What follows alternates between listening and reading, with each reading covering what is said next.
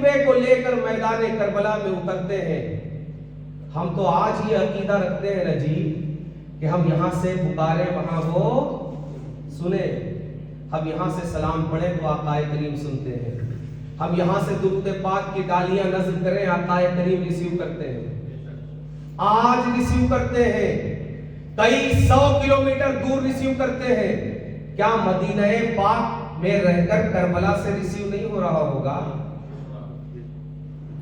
ہمارا ایمان ہے کہ حسین کا گلا آقا کریم کی نظروں کے سامنے رکھا گیا ہے، مگر اس کے باوجود دوستوں نانا کو یہ کیسے برداشت ہوا؟ کیسے برداشت ہوا؟ ظاہری زندگی میں اسی نواسے کا اس کے بچپن میں رونا برداشت نہیں ہوتا، آج اس کے پورے کنبے کا لٹنا، آج جانوروں کو بھی ہم جب بقرعید میں ذبح کرتے ہیں نا، پانی پلا کر ذبح کرتے ہیں، یہ کئی دن کا بھوکا اور پیاسا ذبح کر دیا جاتا ہے۔ کیوں؟ خدا کی قسم میرا ایمان ہے کہ اگر سیدنا اسماعیل علیہ نبینا علیہ الصلوۃ والسلام کی ایڑیوں کی رگڑ سے اگر زمزم نکل سکتا ہے تو میدان کربلا میں مصطفیٰ کے ان لالوں کے قدموں کی رگڑ سے دوسرا زمزم نکلا جا سکتا تھا، مگر نہیں۔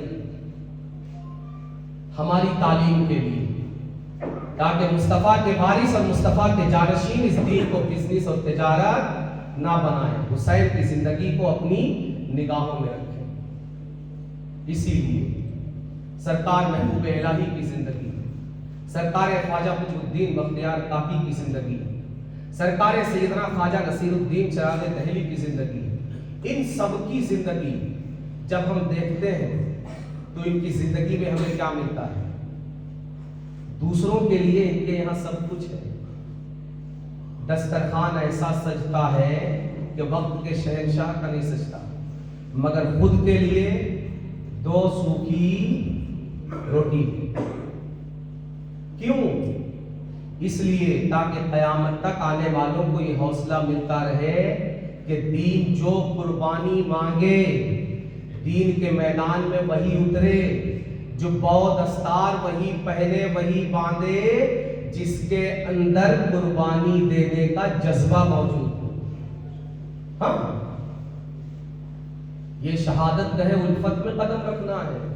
لوگ آسان سمجھتے ہیں مسلمان ہونا، نہیں، آسان نہیں ہے۔ اس لیے میں نے عرض کیا کہ مخدوم پاک کا تذکرہ بار بار ہونا چاہیے، بار بار ہونا چاہیے، تاکہ یہ سبق زندہ رہے کہ دین کی تجارت ایک الگ چیز ہے اور دین کی خدمت ایک الگ چیز ہے۔ بہت فرق ہے دونوں۔ دین کی جب خدمت ہوتی ہے نا تو پھر کیا ہوتا ہے؟ ملک کا نقشہ بدل جاتا ہے۔ جب خدمت ہوتی ہے تو ملکوں کے نقشے بدل جاتے ہیں۔ ہندوستان کبھی کفرستان میں لکھا جاتا تھا۔ سرکار غریب نواز سے پہلے اگر گوگل ہوتا اور آپ سرچ کرتے کہ عالم اسلام میں کون سے ملک ہیں آپ بتائیے، سرکار غریب نواز کے پہلے اگر گوگل ایپ ہوتی اور آپ گوگل سے یہ پوچھتے کہ عالم اسلام میں کون سے ملک ہیں دنیا کے نقشے میں، تو ہندوستان اس میں کبھی لکھا ہوا نہیں آتا۔ آتا؟ نہیں آتا۔ ہندوستان نہیں آتا، پاکستان نہیں آتا، بنگلہ دیش نہیں آتا۔ کیوں نہیں آتا؟ کفرستان تھے۔ مگر ایک غریب نواز نے، ایک، آج ہر گلی کوچے میں گھومنے والا کہہ رہا ہے میں دین کا خادم، میں دین کا خادم، میں دین کا خادم۔ دین کے ایک خادم نے آج گوگل سے پوچھئے کہ عالم اسلام میں کون سے ملک ہے، تو گوگل بتائے گا کہ ہندوستان صرف عالم اسلام کا ایک ملک نہیں بلکہ ایک بڑی تعداد مسلمانوں کی ایک بڑی اکثریت ہندوستان میں بستی ہے۔ کس کی خدمت کا نتیجہ ہے؟ اس غریب نواز کی خدمت کا نتیجہ ہے، جہاں جا کر نعرے بازی کر کے فساد مچانا آسان ہے، مگر اس کے راستے پر چل کر غیر مسلموں تک اسلام کا پیغام پہنچانا مشکل ہے۔ ایک خادم دین کی خدمت کا یہ نتیجہ ہے۔ پیری مریدوں کی تعداد بڑھانا دین کی خدمت نہیں ہے۔ دین کی خدمت یہ ہے، ایک غریب نواز نے آج نقشہ بدل دیا۔ آج گوگل بتائے گا کہ دنیا کے سارے ممالک میں، حتیٰ کہ جو مسلم ملک ہے نا، وہاں بھی اتنے مسلمان نہیں رہتے جتنے خواجہ کے کرم سے آپ کے بنائے ہوئے مسلمان ہندوستان میں بستے اور رہتے۔ جی، ضرورت ہے کہ ہم ان اللہ والوں کو اپنا آئیڈیل بنائیں، تب حوصلہ ملے گا قربانی دینے کا، ورنہ ہم اسی ڈھرے پر چلتے رہیں گے، بس مریدوں کی تعداد بڑھاتے رہو اور دن گزارتے رہو۔ نہیں، اس طرح دین کا کام نہیں ہوگا۔ خدا کی قسم اگر آپ سچے ہیں تو مجھ کو بتائیے کہ اسی بسنا کی سرزمین پر کیا لاکھوں روپے خرچ کر کے جلسے نہیں ہوتے؟ کیا حضرتوں کی بڑی تعداد یہاں نہیں آتی؟ کیا نعروں کی بڑی تعداد نہیں لگتی؟ مگر اس بسنا میں دین کا کیا بھلا ہوا؟ مجھ کو بتایا جائے، دین کی کیا ترقی ہوئی؟ کیا بہتری آئی آپ کے اندر؟ آپ کے اخلاق میں کیا بہتری آئی؟ آپ کے کردار میں کیا بہتری آئی؟ آپ کی چال ڈھال، آپ کی گفتار، آپ کی رفتار میں کیا بہتری آئی؟ کیا آپ کل سے بہتر ہوئے؟ اگر سچ کہیں گے اللہ اور رسول کو گواہ جان کر، تو آپ کو یہ کہنا پڑے گا کہ دین کے نام پر جلسے بڑھتے جا رہے ہیں مگر ہمارے اخلاق گرتے جا رہے ہیں، دین کے نام پر جلوس بڑھتے جا رہے ہیں مگر ہم بدکردار ہوتے جا رہے ہیں، دین کے نام پر نذرانے وصول کرنے والے بڑھتے جا رہے ہیں مگر ہماری حرام کمائی کے ذرائع بڑھتے جا رہے ہیں۔ ہم سے نذرانے وصول کرنے والے یہ دیکھنے کے لیے بھی تیار نہیں ہے کہ نذرانہ دینے والا یہ حرام کما رہا ہے یا حلال کما رہا ہے۔ نہیں دوستو، ایسے دین کا کام تو نہیں چلے گا، ایسے نہیں چلے گا، یہ مذاق ہے دین کے ساتھ۔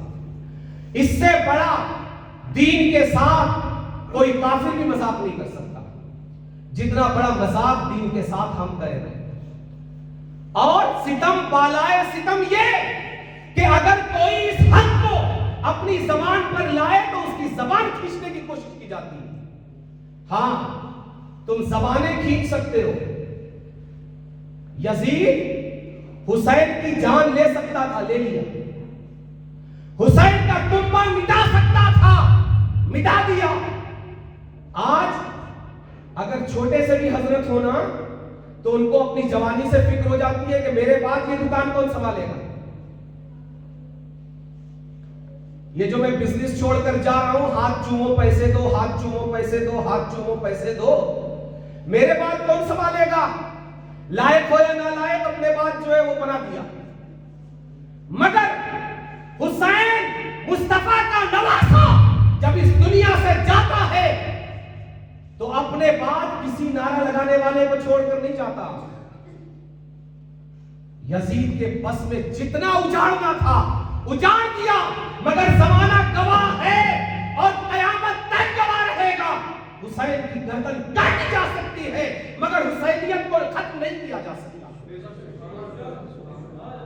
آج وہ یزید کہ جس نے حسین کا سر تن سے جدا کیا، کئی سو سال زمانے کو انتظار کرنے کی ضرورت نہیں پڑی، اسی کے پتن سے پیدا ہونے والے اسی کے بیٹے نے اسی تخت اور اسی تاج کو یزید کے بعد یہ کہہ کر لات مار دیا کہ جس تخت کے پائے حسین اور نواسۂ رسول کے خون کی سرخی پر رکھے گئے ہو، میں اس تخت پر نہیں بیٹھ سکتا۔ تم حسین کا گلا کاٹ سکتے ہو، حسینیت کو خاموش نہیں کر سکتے۔ تم حق بولنے والوں کی زبانوں کو بند کر سکتے ہو۔ تمہارے پیسے، تمہارا پاور، تمہاری تعداد، تمہاری تجارت، تمہاری بزنس، یہ سچ بولنے والوں کے منہ پر تالا لگا سکتے ہیں مگر سچائیوں کا چراغ گل نہیں کر سکتے۔ یہ چراغ انسانوں کے جلانے سے نہیں چلتا. یہ وہ دکان نہیں ہے جہاں اپنے بعد آنے والے دکانداری سنبھالنے کے لیے جانے والا اپنے بعد آنے والے کو سیٹ کرتا ہے. یہ وہ دکان ہے جہاں سچائی کی مشل جلتی رہے.